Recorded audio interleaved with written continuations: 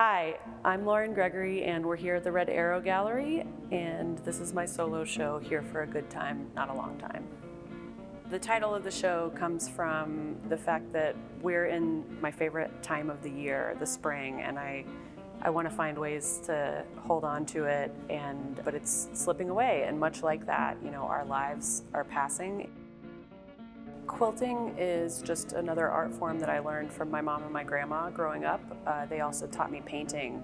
And I, like a lot of people, used to think of quilting in kind of a separate light from fine art or high art. It really took going through the pandemic and having painter's block and kind of returning to quilting out of necessity as just something to do. I stopped thinking about it as this other separate crafty medium. It's all the same to me. It helped me to break down any borders between mediums that I use, which has been super exciting. And this show has been a chance for me to hang quilts, animations, paintings, and silly little dolls all side by side, and the hierarchy is gone. The systematic process of quilting that I learned as a child has really just been a jumping off point. The two other quilts that are family quilts in this show are the large pink and blue quilt on the wall, which is one that my mom made for me when I was about 9 years old. And then the smaller mini version of that quilt was my first patchwork quilt that I made. So it was a mother-daughter project.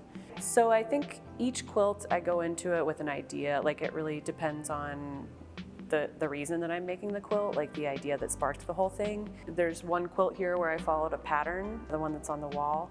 It's the May quilt by the Wren Collective. That's who designed that quilt. Other quilts are really just pictorial exercises where I'm just painting with fabric, and most of the quilts fall somewhere in between those two. So they're some combination of traditional quilt patterns and just my own desire to make narrative quilts. Another major quilting influence is quilted wall hangings that I encountered at various churches. So my church growing up had a few Bible stories that were very simply quilted. And then the greatest quilts in the world are at the Dollywood Chapel. So the chapel that's inside of Dollywood has these just really wild, narrative, silly quilts that I love, and I go study them whenever I can. We've been referring to this as the quilt wall, and I think this was kind of my vision from the get-go. I really wanted to create a quilt cathedral, or wanted the walls padded all the way up, just as cozy as I could possibly make the gallery. And I think that of the solo shows that I've had, this one feels the most like me. My previous solo shows have really been combinations of painting and animation. This feels much more like an immersive world. It feels more like visiting my house. Up there you can see the Lar doll that was used in my animation Ol Splashy, and she's just a little wire fabric doll of me, and she's wearing the outfit that was my Lar Greg's Spring Sums 21 look. That I wore every day, and then these are my new and improved overalls for spring and summer 2022. So if you see me out, you're probably gonna see me in this outfit. Hey, miss, what are you wearing? Lar Greg's Spring Sums 22.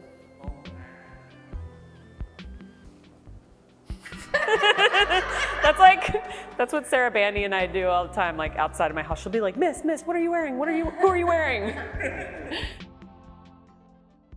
This piece is called Duck on the Water. It's a woman on a mechanical bull. I used some source material of a woman riding a mechanical bull in a bar, but I kind of took that imagery and stripped out all of the voyeurism and performance and gender dynamics that were at play, and I just turned it into a Taoist meditation on trying to weather the storm of life. In Taoism, to be a duck on the water is to be able to weather, a duck, no matter how crazy the waves get, the duck is still just kind of whoa. So yeah, that's what she's doing on the mechanical bull there.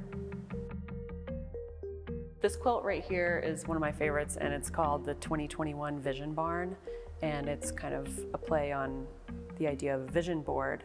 My friends Liz Nielsen and Carolina Wheat, my gallerists up in New York, they always make a vision board every year, and I swear they manifest every single thing that they put on these vision boards. So I was doing a residency in upstate New York, and I knew I was moving back to Tennessee soon, and I just started making this quilt around New Year's with them of all of the things that I wanted my Tennessee life to have in it. I put a man in the house in the quilt, and then I realized later that that figure was just me, and I just like put a bikini top and hair on it, and I realized I just needed me in the house. And yeah, there's just like a lot going on. There's hiking and waterfalls and some of my friends in the form of raccoons playing music up over that hill. Now I have everything in that quilt. So this fur portrait over here is called Kevlar, and it's the first self-portrait I've made in a couple years, I guess. I've painted a lot of other people on fake fur, but I've never painted myself. I don't know, I just kind of got in touch with my Kevlar. Because they're kind of sculptural and three-dimensional, you can really make the eyes follow you all the way around the room. So, love the creep factor.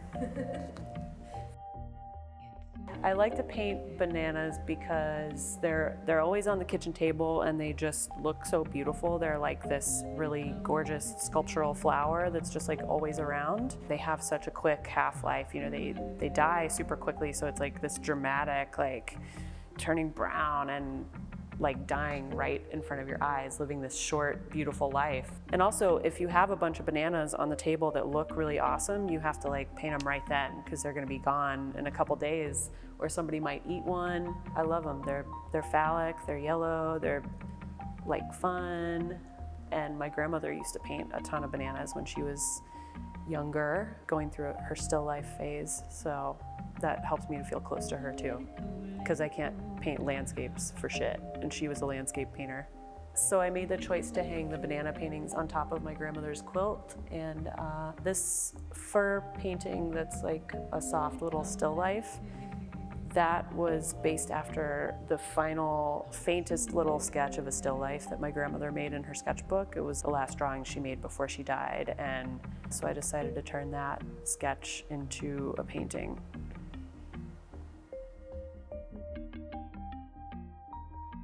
The quilt upstairs is called the Tennessee Quarantine Quilt. I began it in the summer of 2020.